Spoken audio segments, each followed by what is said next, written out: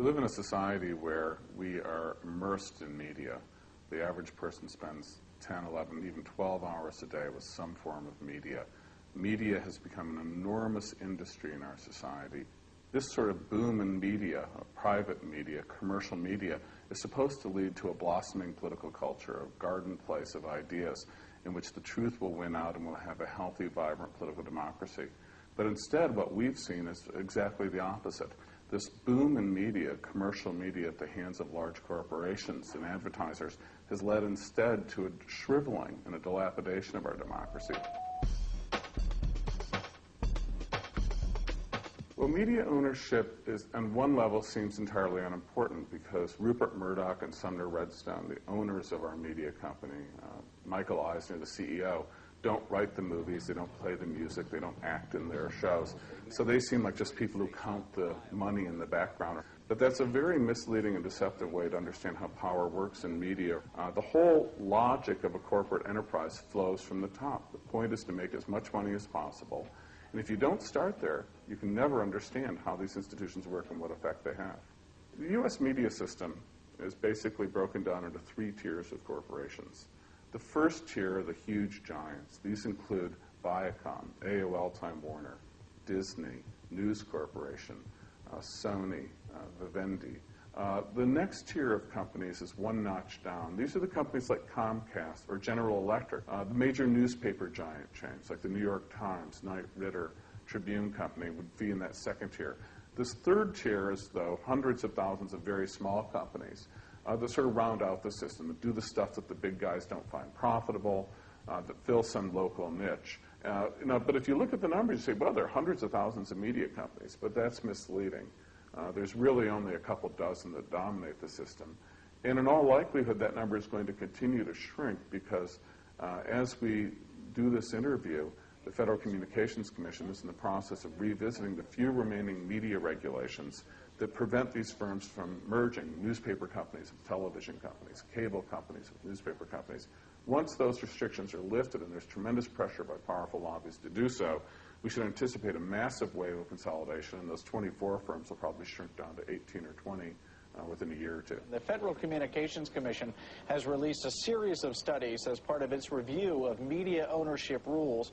Many observers are anticipating that ownership rules will be relaxed early next year, leading to further consolidation.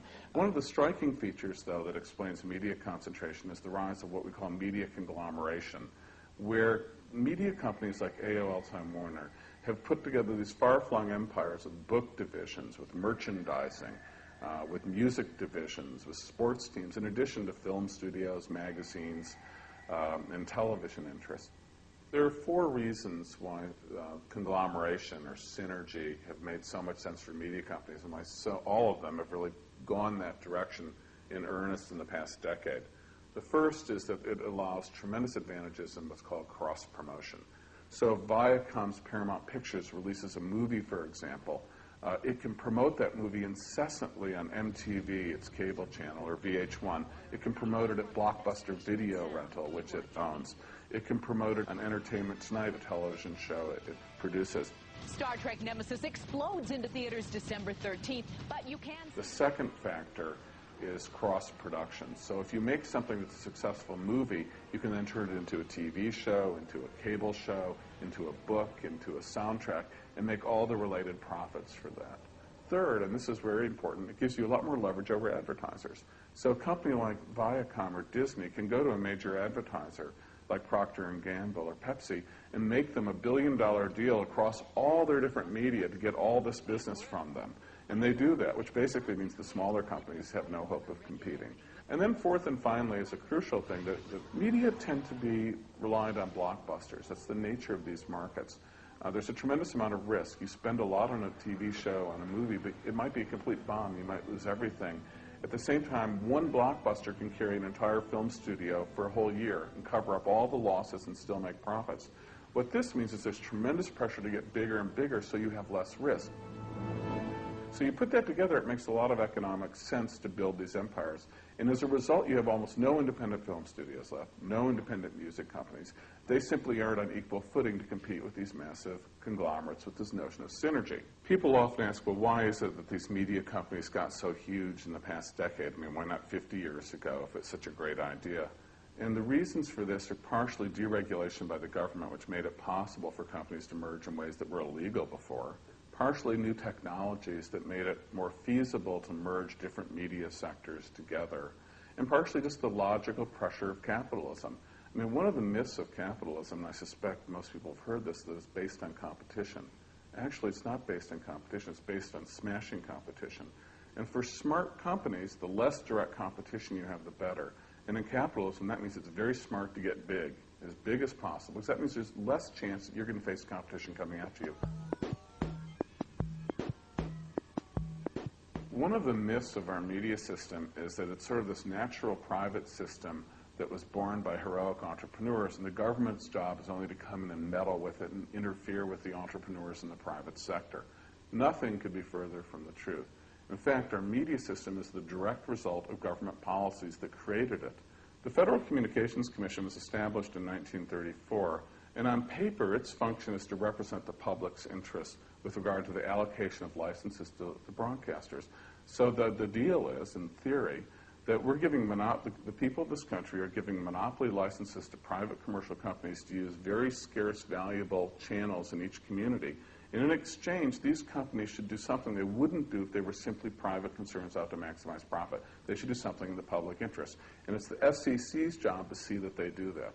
Now, that's what we're taught in, Mrs. McGillicuddy's civics class is what it's supposed to do. Nothing could be further from the truth. The way it has evolved over time is the FCC has proven to be almost entirely powerless to force any sort of serious public interest requirements on commercial media. And in fact, the corruption of the process would be difficult to exaggerate. One way to think about how media policy making is done in the United States is to consider the Oscar-winning film from 1974, The Godfather Part 2.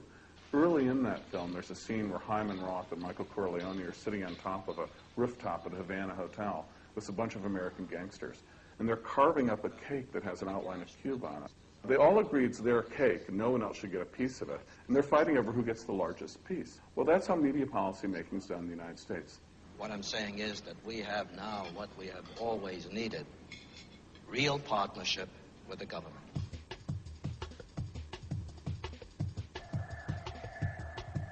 The Telecommunication Act of 1996 is arguably one of the 3 or 4 most important laws of the last 50 years. Good evening and welcome to the revolution. We begin tonight with all of the changes about to take place in the life of anyone who uses a phone or a television or a computer. It began today when President Clinton signed the bill that will revolutionize the industry.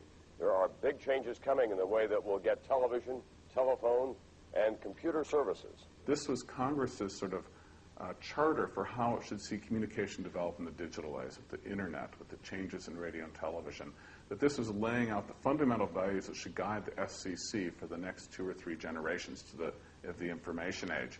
A law of this magnitude, you would hope, would be the subject of political debate, of candidates discussing it, public involvement, of extensive press coverage, since the values it would embody would be so crucial to the future of our nation. The promise of the law when it was passed, the